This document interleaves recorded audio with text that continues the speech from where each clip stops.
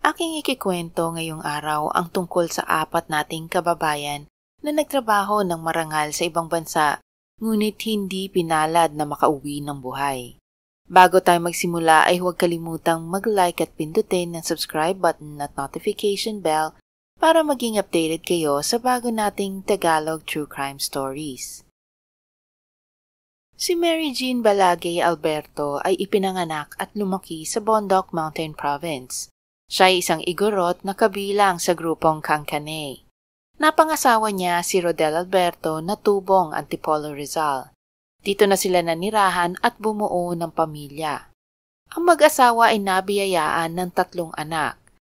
Ngunit kalaunan ay naghiwalay din sina Jean at Rodel at naiwan sa pangangalaga ni Jean ang mga bata. Naitaguyod naman niya ang mga bata. Kahit hirap sa buhay ay ginawa niya ang lahat upang mapalaki at mapag-aral na maayos ang kanyang mga anak.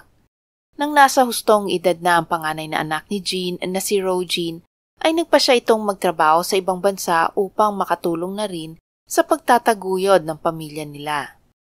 Nang nasa abroad ng anak ay nagdesisyon si Jean na sumunod dito. Nahihiya kasi ito na ang anak ang nagtatrabaho para sa kanila. Siya ay hindi dumaan sa isang agency at direktang nag-apply ng trabaho doon bilang isang family driver. Nakita nila ito ay mas mabilis na paraan upang makarating doon at agad na kumita ng pera. Pero nang dumating siya sa Abu Dhabi noong July 7, 2019, imbes na driver ay nagtrabaho siya bilang katulong at nani sa isang Moroccan family. Ayon sa kanyang employer ay pansamantala lamang iyon habang pinoproseso nila ang kanyang driver's license.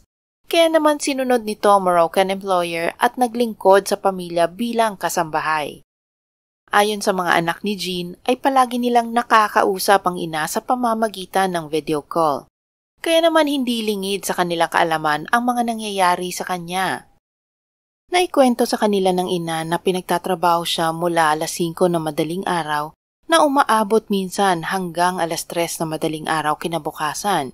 2 hanggang 3 oras lamang na pahinga ang kanyang nakukuha sa loob ng isang araw, kaya naman mabilis na bumaba ang timbang nito. Pinagbawalan din ito ng employer na kumain hanggat hindi tapos sa lahat ng trabaho kaya't na-ospital si Jean dala ng sobrang pagod at kakulangan sa pagkain. Nang ma-ospital siya ay hindi pa niya nakuha ang kanyang sahod na dapat sana igagamitin niyang pambayad sa ospital. Kinumpis ka ng amo niya ang kanyang cellphone at ibinabalik lamang kapag tapos na ang trabaho. Kaya ayon sa mga anak niya sa Pilipinas ay nagtitiis sila sa puyat dahil gusto nilang laging makausap ang ina. Sa kabila nito ay tiniis ng 44 years old na Pilipina ang lahat dahil sa pag-aakala na magbabago ang kalagayan pagdating ng pinangakong driver's license. Ngunit nang dumating ang visa nito noong September 2019, ang nakalagay sa job description doon ay domestic helper at hindi lady driver. Habang tumatagal ay mas lumalala ang pakikitungo ng amo nito sa kanya. Patunay dito ang mga pinadalang larawan ng mga pasa sa mga anak at ilang kakilalang OFW. Ayon kay Jean, madalas siyang pagalitan ng amo at lagi itong naiirita kahit sa mga maliliit na bagay lamang. Minsan ay sinaktan siya nito dahil sa mga sulat sa pader na gawa ng batang kanyang inaalagaan. Ito ang dahilan kung bakit gusto na ni Jean na umuwi ng Pilipinas. Noong October 1, 2019 ay tumawag ito sa bunsong anak na si Rojan at makasamukha nito ang hirap na nararanasan. Sa kanilang pag-uusap sinabi nito sa kanya na hindi na siya magpapadala ng pera. Sa halip ay ipambibili niya ito ng tiket para makauwi na ng Pilipinas. Noong araw ding iyon nakatanggap din ng mga mensahe ang kanyang kapatid na si Marie. Ito ay humihingi ng tulong dahil sa tinangka siyang sakali ng amo pagkat pinagbibintangan si Jean na may relasyon sa employer na lalaki. Kinabukasan October 2 ay hindi na nila makontak si Jean. Sa labis na pag-aalala ay direktang kinontak ng kanyang anak na si Rojean ang employer ng ina gamit ang WhatsApp. Hapon na nang makatanggap sila ng reply na nagsasabing patay na ang kanyang ina. Dahil dito agad na tinawagan ni Rojean ang Moroccan employer ngunit ang sumagot noon ay ang kamag-anak nito at sinabi na magkita na lang sila ng personal para maipaliwanag sa kanilang nangyari.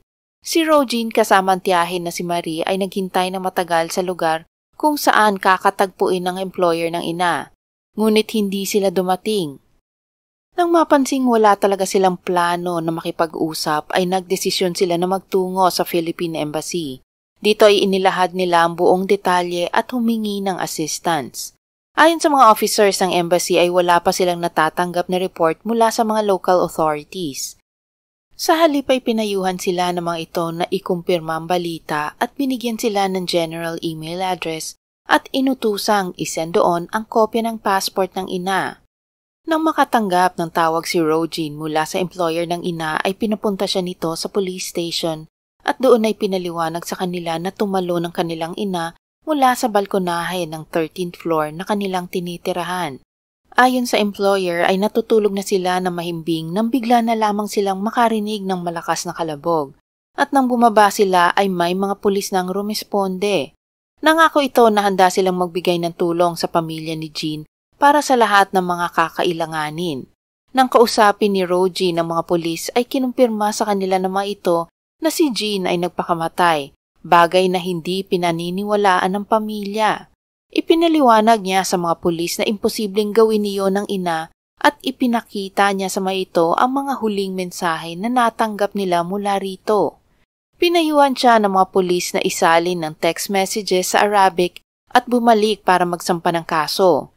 Agad naman itong ginawa ni Rogin at idinetalye pa ang mga impormasyon na sa tingin niya ay makakatulong sa investigasyon. Kinabukasan ay saka sinabi ni Rogin ang masamang nangyari sa mga kapamilya sa Pilipinas. Sa araw ding yon, bumalik siya sa police station para makita ang bangkay ng ina. Subalit hindi siya pinahintulutan dahil hindi pa raw tapos ang investigasyon.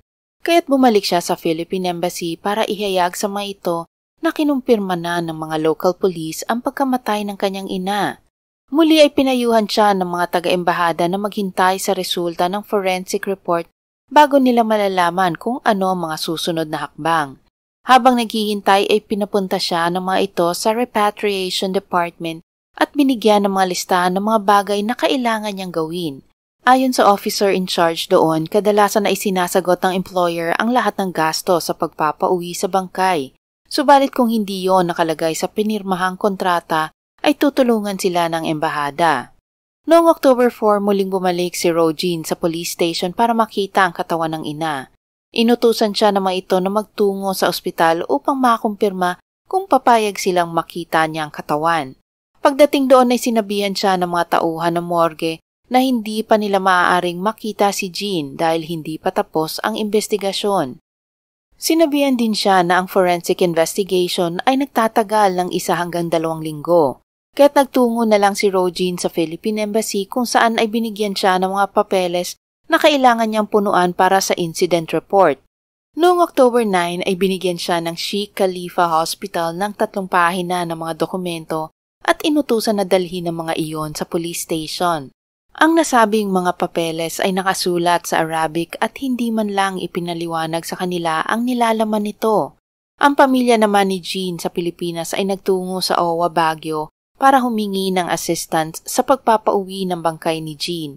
Dito ay sinabi sa kanila na undocumented OFW ang kanilang ina kaya naman hindi sila makakatanggap ng OWA assistance. Sa halip ay nirefer sila ng mga ito sa Department of Foreign Affairs doon sa Baguio. Pagdating sa DFA ay sinabi sa kanila ng mga ito na nakapag-file na sila ng report sa DFA Abu Dhabi at kinakailangan ding mag-file ng parehong report ang mga anak ni Jean sa DFA sa Maynila para sa mas mabilis na proseso. October 10 ay muling bumalik si Rogin sa police station para makuha ang mga naiwang gamit ng ina.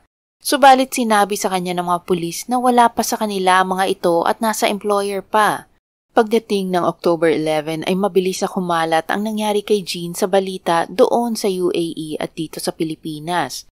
Nataranta ang Philippine Embassy at agad na kinontak ang pamilya para magbigay ng tulong at agad na humingi ng update sa mga pulis at morgue. Kasama ang mga opisyal ng embahada at pulisya ay nagtungo sina Rogin sa tinitirahan ng amo ni Jean sa Shamsmira Tower sa Al Reem Island para kunin ang mga gamit. Pagdating sa lugar ay galit pa ang Moroccan employer na makita siya. Nakaimpake na ang gamit ni Jean nang ibinigay sa kanya. Agad namang hinanap ni Rogin ang ilang mga personal na gamit ng ina na alam niyang makakatulong sa investigasyon, gaya ng mobile phone at diary. Subalit ganun na lamang ang kanyang pagkadismaya dahil sa may mga nawawalang mensahe sa cellphone nito at maging ang diary ay may mga pahinang pinunit na. Mula doon ay dinala siya ng mga opisyal ng embahada sa abogado para sa isang consultation. Noong October 19 ay opisyal lang nagsampa ng kaso si Rogin sa tulong ng pulisya ng Abu Dhabi. Pagdating ng October 23 ay muling pumunta si Rogin sa OWA sa Abu Dhabi kung saan ay sinabihan siya na kailangan ng approval ng main office ng OWA sa Pilipinas para sa hinihingi nilang financial support. Kaya't bumalik siya ng Philippine Embassy at pinayuhan siya ng mga ito na magsulat ng OWA request para sa financial support at i-endorse na lang nila ito. Sinabihan din siya ng ambassador na makipag-coordinate sa LBC para sa pag-uwi ng katawan ng kanilang ina. Noong October 25, ang pamilya at mga kamag-anak ni Jean ay nakiusap na tulungan sila para makamit ang hustisya sa pagkamatay ng OFW at pag-uwi sa bangkay nito. Ngunit ayon sa OWA administrator ay limitado lamang ang maibibigay sa kanilang tulong dahil hindi miyembro ng OWA ang kanyang ina at maaari itong ikagalit ng mga miyembro kung magbibigay sila ng full assistance sa isang undocumented OFW. Subalit ganun pa man ay tutulong pa rin daw sila dahil sa miyembro ng OWA ang kapatid nito na si Marie.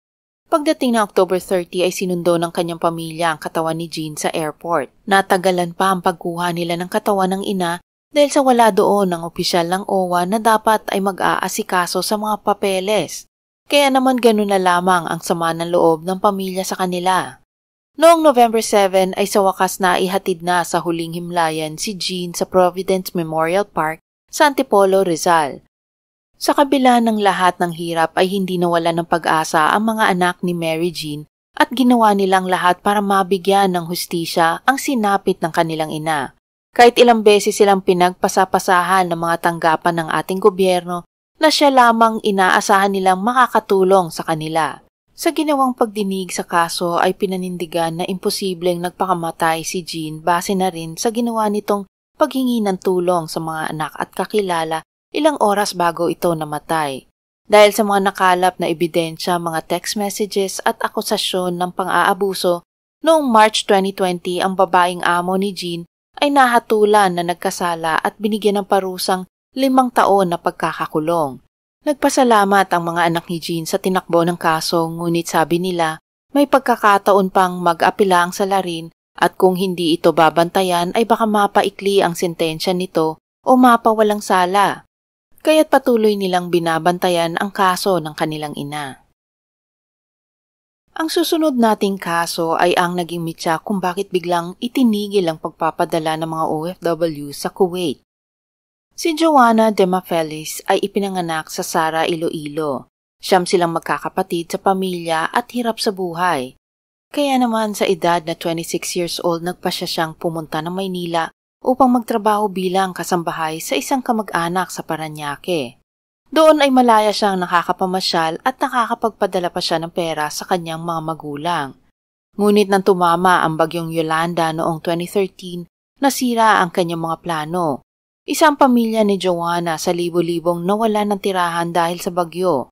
Kaya nagpasya si Joanna na humingi ng tulong sa kanyang tiyahin na si Agnes Tubales para makapag-apply bilang OFW. Alam niyang higit na malaki ang kikitain ng isang kasambahay sa ibang bansa kumpara sa matatanggap niya dito sa Pilipinas. Lumapit sila sa isang recruiter na tumulong naman para makahanap ng employer si Joanna sa Kuwait. Para matuloy ang paglipad sa Kuwait, kinailangang isang lanang pamilya ni Joanna ang kanilang lupain para lamang mabayaran ang gastos sa kanyang pag-alis. Noong May 2014, lumipad si Joanna patungong Kuwait. Puno ng pag-asang maiaahon niya ang pamilya sa kahirapan. Determinado din ng Pilipina na tubusin ang 2 ektaryang isinanla ng pamilya at ayusin ang kanilang bahay na winasak ng bagyong Yolanda. Pagdating sa Kuwait ay nakapagtrabaho naman siya ng maayos. Patunay dito ang regular na pagpapadala niya ng pera sa Pilipinas habang siya ay nandoon. Ngunit noong September 2016, bigla na lamang nawala ang Pilipina. Napansin ng kanyang mag-anak na nawala na lamang ang 2 Facebook accounts nito at hindi na siya makontak ng kanyang pamilya. Una ay inisip nila na siguro abala lamang ito sa kanyang trabaho. Strikto din kasi ang kanyang mga amo at pinapayagan lang daw si Joanna na magamit ang cellphone kada 3 buwan. Ngunit katagalan ay nag-alala na sila sa kalagayan ng Filipina. Pero walang magawa ang mga magulang ni Joanna dahil malayo sila sa anak. Kaya't minabuti nilang lumapit sa OWA at POEA para matulungan silang matunton si Joanna. Ngunit kahit ang mga tanggapan ng gobyerno ay hindi nahanap ang 29 years old na Filipina dahil ang recruitment agency na umayos sa mga papeles niya ay nagsara na. Noong February 2018 nagkataon na pinuntahan ng mga pulis ang apartment ng amo ni Joanna. Ang pakay ng mga otoridad ay para isakatuparan ang isang court order na palayasin ang mga amo ni Joanna sa apartment dahil hindi na nila ito nababayaran. Ayon sa balita, umalis ng Kuwait ang mag-asawa noong 2016 pa nang may lumabas na arrest warrant laban sa lalaking amo ni Joanna na si Nader. Ang arrest warrant ay may kaugnayan sa kaso sa pag-i-issue ng mga peking tseke. Sa kasamang palad ay wala na mag-asawa sa apartment ang dumating ang mga pulis pero naiwan nila ang isang freezer doon. Nang buksan nila ito, nakita nila sa loob ang bangkay ng isang tao. Ito na pala si Joanna Demafelis. Nabiglang lahat sa pagtuklas na ito. Laman ng balita at social media ang nangyari kay Joanna. Maraming sinisi sa pangyayaring ito kabilang ang mga recruiters at mga ahensya ng gobyerno. Dahil 2016 pa nawawala ang OFW ngunit wala man lang gumawa ng paraan upang mahanap kung sino ang recruiter na humahawak dito at saan na siya nagtatrabaho. Sa pagsisiyasat nalaman na ang may-ari ng bahay kung saan natagpuan si Joanna ay pangalawang amo na pala niya. Hindi malinaw kung paano siya napunta dito at kung bakit umalis siya sa unang amo niya. May ebidensya na si Joanna ay pinahirapan at sinakal. Naniniwala ang mga otoridad na siya ay pinatay mahigit 1 taon na ang nakakalipas. Sa otopsiya, nakita na bago siya namatay, ang 29 years old na Pinay ay nabalian ng tadyang at may pagdurugo sa loob ng katawan. Naging malupit ang mga gumawa sa kanya nito at talaga namang pinahirapan ang kawawang OFW. Marami ding nakita ang mga marka sa katawan na patunay na madalas saktan ng kanyang amo si Joanna.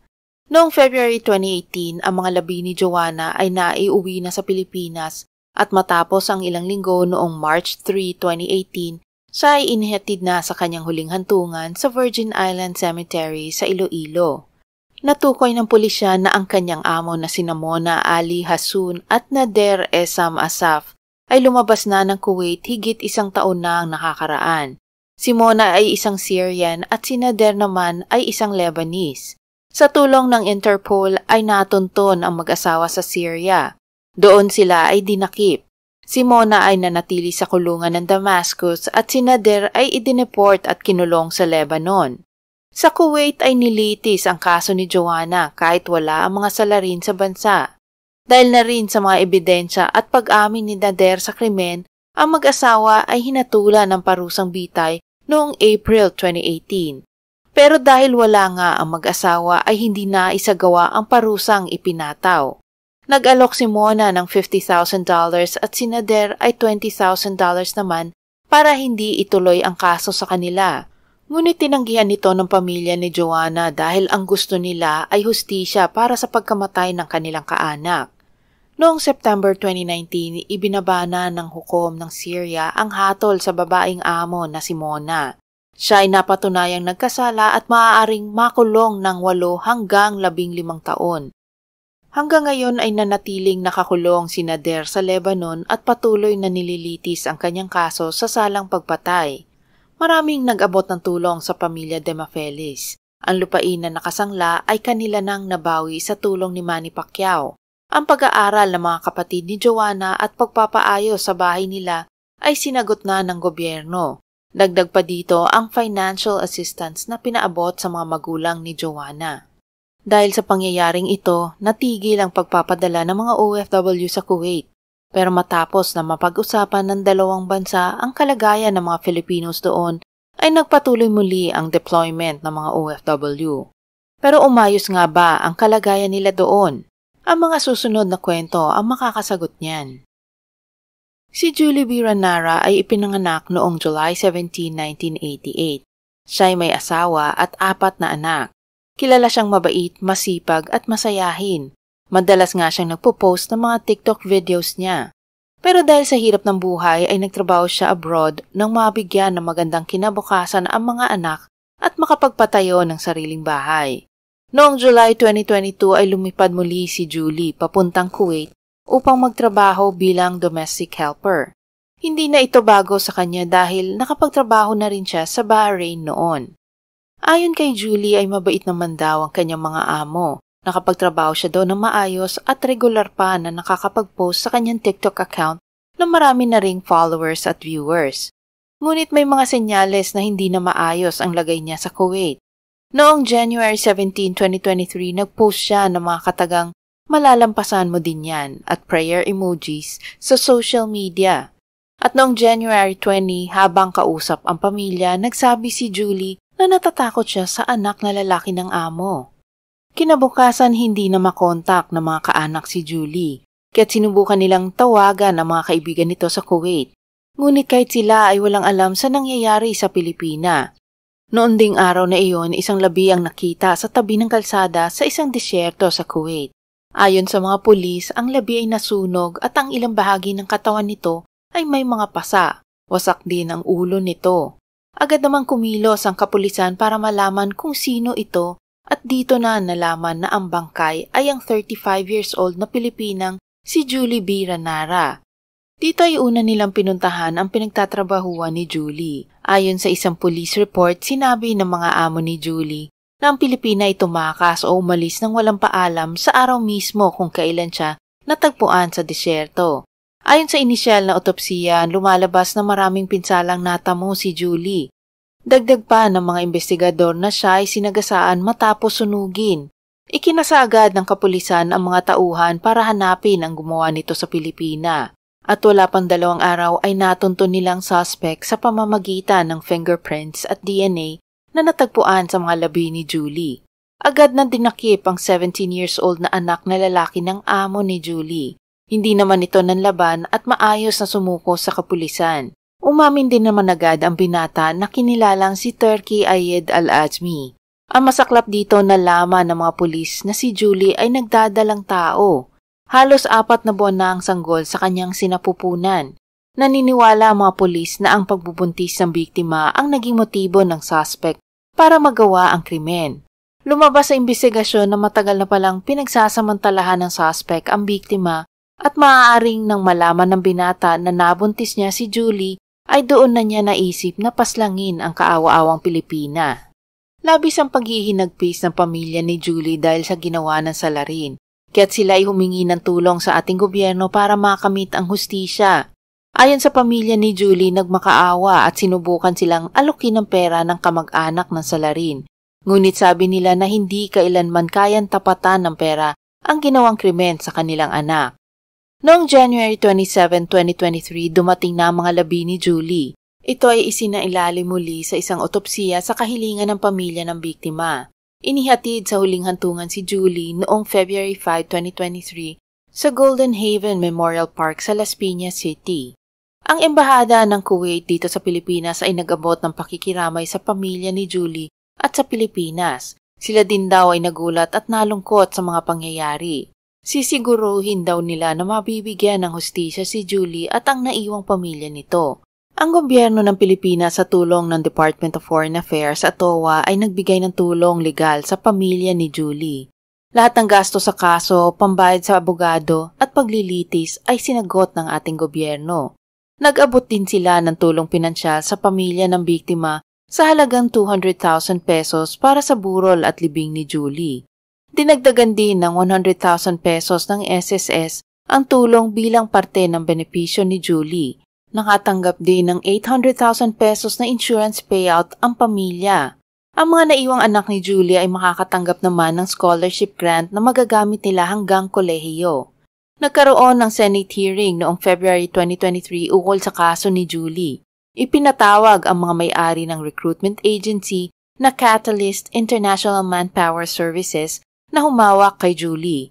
Dito ay tinanong sila ng mga senador kung bakit hindi nila alam na may nangyari na palang karahasan sa Pilipina bago ito pinatay. Inamin kasi ng salarin na ginahasa nito si Julie ilang buwan na ang nakakaraan. Sagot naman ng recruitment agency ay wala naman daw silang nababalitaan na masama at mabait daw ang mga amo ni Julie. Mukhang okay din naman daw si Julie dahil makikita pa ito na nagpo-post sa kanyang social media. Ang sinabi daw ni Julie sa pamilya niya na natatakot siya sa anak ng kanyang amo isang araw bago mamatay ay hindi inireport sa kanilang ahensya. Dagdag pa ng recruitment agency na kausap nga nila si Julie 2 araw bago ito namatay at wala naman siyang binanggit ukol sa panganib na nararanasan.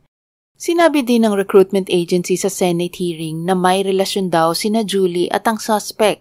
Pero agad itong kinontra ng mga senador dahil dapat magpakita ang ahensya ng mga pruweba na kanilang ang nakausap si Julie at sinabi mismo niyang may relasyon sila ng suspect. Dagdag pa ng mga senador na kung talagang nagmo-monitor at kinausap nila si Julie, ay malalaman nila ang kalapastangang ginawa ng suspect ng mas maaga at naiwasan sana ang kalunos-lunos na sinapit ng Pilipina. Sasailalim sa mga sanctions ang mga recruitment agencies ni Julie sa Pilipinas at Kuwait. Naghanda ng kaukulang departamento ng gobyerno natin na magsampa ng kasong recruitment violation laban sa Catalyst International Manpower Services at sa Kuwait-based counterpart nito, ang Platinum International Office for Recruitment. Ito ay dahil hindi nila nagawa ang obligasyon na patuloy sa pagmomonitor sa ating mga OFWs doon. Matapos ang halos 9 na buwan na pag-aantay noong September 14, 2023 ay napatunayang nagkasala sa juvenile court ang 17 years old na si Turki Ayed Al-Azmi. Siya ay pinatawan ng 15 years na pagkakakulong sa kasong murder at karagdagang 1 taon para sa pagmamaneho ng walang lisensya. Umapila ang suspect sa naging hatol ng korte ngunit noong February 2024 ay kinumpirma ng appeal court ng Kuwait ang naging unang hatol sa kanya kaya't mananatili siyang nakakulong ng 16 na taon. Ang ating huling kwento ay tulad din ng mga naunang kwento tungkol sa mga Pilipinang nakipagsapalaran sa ibang bansa upang maiahon ng pamilya sa kahirapan. Noong December 28, 2019, bandang 9:00 ng gabi, isang pamilyang nakatanggap ng tawag mula sa tanggapan ng Department of Foreign Affairs.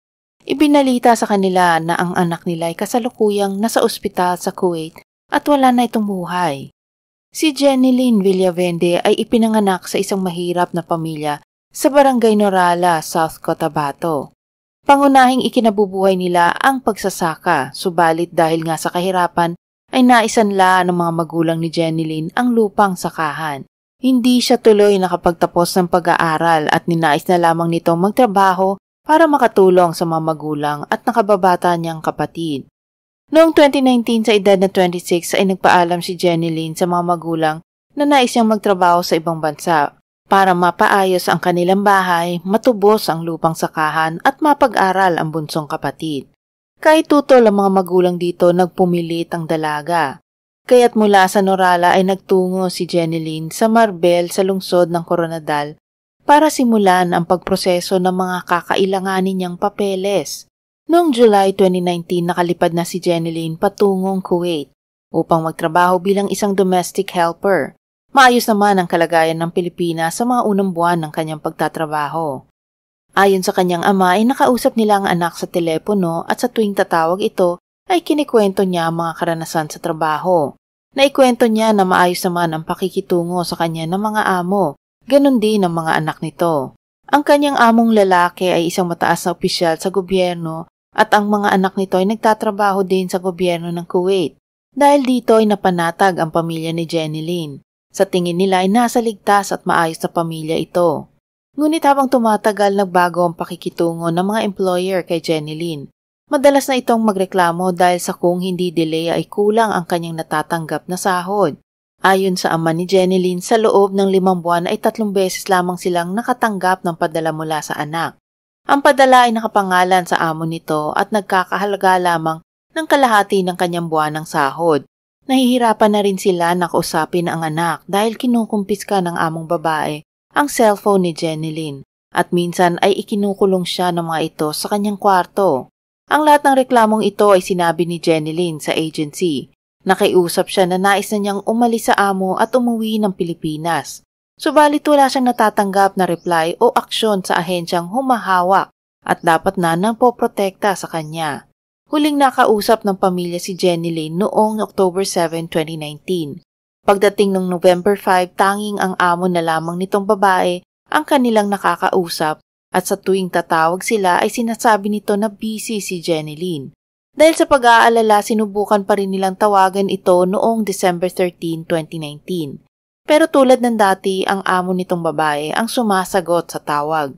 Kaya't nakiusap sila dito na gusto nilang makausap si Jenilyn kahit na sandali lamang. Ngunit nagalit ito at nagsalita ng wikang Arabo na hindi nila naintindihan. Pinakiusapan nila ito na magsalita ng wikang Ingles at sinabi nito ang mga katagang "Wake up in the morning, 10 o'clock, no work, no cook, back to the Philippines." Iyon na ang huling beses na nakausap nila ang amo ni Jenilyn.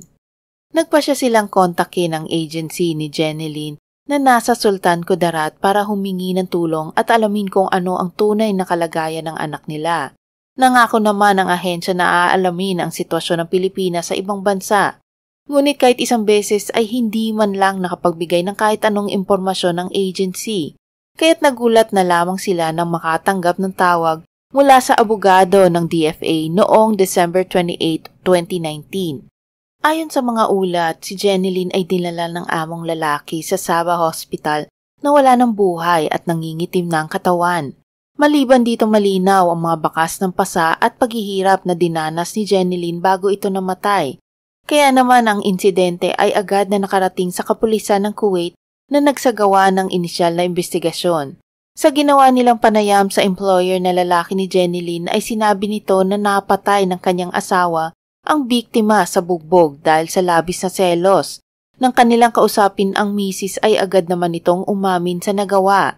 Inilahad niya na nagawa lamang iyon dala ng labis na galit at bugso ng damdamin at hindi niya sinasadya ang pangyayari. Noong araw ding iyon ay inaresto ang mag-asawa sa salang pagpatay. Base sa death certificate na inilabas ng Sabah Hospital, si Jenilyn ay namatay nang bumigay ang kanyang puso at baga sanhi ng mga tinamong sugat bunsod ng pananakit sa kanya ng salarin. Noong January 8, 2020 dumating ang mga labi ni Jenilyn at sinalubong ito ng kanyang pamilya sa Pasay City. Nangako ang pamahalaan na tutulungan sila para makamit ang hustisya. Kabilang narito ang pagkuha ng magaling na abogado sa Kuwait at dahil miyembro si Jenilyn ng OWA ay matatanggap ng pamilya nito ang lahat ng benepisyo tulad ng burial assistance, livelihood para sa kanyang mga magulang at scholarship para sa bunsong kapatid na babae. Inatasan ng NBI para imbestigahan ang pagkamatay ni Jenilyn, gayon din ang pananagutan ng recruitment agency na nag-deploy sa kanya sa Kuwait. Base sa resulta ng otopsiya, nakita na nagtamo si Jenilyn ng matinding mga sugat at pasa sa iba't ibang bahagi ng katawan. Karamihan dito ay sa kanyang likuran. Ganon din sa kanyang hita at maselang bahagi ng katawan. Maliban dito ay nakakita din sila ng mga peklat ng mga sugat na senyales na matagal na itong nakakaranas ng pananakit bago ito namatay. Ngunit ang nakakapanghina dito ay nakita ng NBI na ginahasa si Jenilyn, bagay na hindi nakalagay sa resulta ng otopsiya na ginawa sa Kuwait. Ayon din sa NBI nang dumating ang katawan ni Jenilyn ay nawawala ang puso, baga at utak nito. May mga nakuha din silang mga tissue sample sa mga kuko ng biktima na indikasyon na maaaring nanlaban nito at nakalmot ang suspect. Dahil dito, ipinatupad ng Department of Labor and Employment ang total deployment ban sa Kuwait. Ayon sa kanila, ang hindi tamang resulta ng autopsy na isinagawa ng mga otoridad ng Kuwait ay malaking insulto sa ating bansa at sa mga Pilipino. Bilang tugon ay naglabas ng pahayag ang Kuwaiti government na payagan ang ating gobyerno na magpadala ng mga Filipino experts o investigators para tumulong sa ginagawang investigasyon. Matapos ang ginawang joint investigation ay opisyal nang sinampahan ng kasong pagpatay ang mag-asawang employer ni Jenilyn. Sa natanggap ng report ng DFA mula sa Ministry of Interior ng Kuwait, nakasaad na nagsimula ang pang-aabuso sa biktima noon pang October 2019. Nakasaad din doon na si Jenilyn ay madalas saktan ng among babae gamit ang plancha. Pinapaso siya nito sa braso at hinahampas sa ulo, likod at mukha. May mga pagkakataon din na tinatadyakan siya ng amo sa sikmura at minsan ding nasaksak si Jenilyn ng susi ng sasakyan. Ipinaliwanag din doon na ang natanggap na naunang dokumento ay hindi autopsy report kundi death certificate. Noong December 30, 2020, ang employer na babae ay hinatulan ng parusang kamatayan. Ang lalaking employer naman ay hinatulan lamang ng 4 na taong pagkakakulong dahil nakipagtulungan daw ito sa investigasyon. Bagamat ikinatuwa ng pamilya sa parusang natanggap ng among babae, ay nadismaya naman sila sa naging hatol sa employer na lalaki. Naniniwala kasi sila na may partisipasyon nito sa krimen dahil nga't nagahasa si Jenny Lynn. Hinala nila na pinagaan ang parusa nito dahil sa may posisyon nito sa gobyerno. Ang pamilya ng biktima ay 2 beses kinontak ng pamilya ng mga amo ni Jenny Lynn at inalok sila ng 59 million pesos bilang blood money. Kung tinanggap nila ang bayad ay hindi matutuloy ang parusang bitay at bababa ito sa habang buhay na pagkakakulong. Ngunit hindi pumayag ang ama ni Jenny Lynn na si Abelardo Villavende. Saan niya ay hindi niya kailangan ng pera. Ang gusto niya ay hustisya. Dapat buhay ang kabayaran para sa isang buhay na nawala. Sa tulong ng ating pamahalaan ay muling nabawi ng pamilya ang kanilang 4 na ektaryang sakahan na isinanla noon. Nakapagpatayo na rin sila ng sementadong bahay at sari-sari store mula sa financial assistant na 1.4 million pesos mula sa OWA at DFA. Nakakalungkot dahil sa nagkatotoo man ang lahat ng pangarap ng dalaga para sa kanyang pamilya, ay naging kapalit naman nito ay ang kanyang buhay. Salamat sa pakikinig sa mga kwentong aking ibinahagi. Sana ito'y inyong nagustuhan at may bagong natutunan. God bless po sa inyo at laging alagaan ang sarili. Para sa mga bago kong manonood at hindi pa nakasubscribe, huwag kalimutang i-like ang video at pindutin ang subscribe button para matunghayan nyo ang mga true-to-life crime stories dito.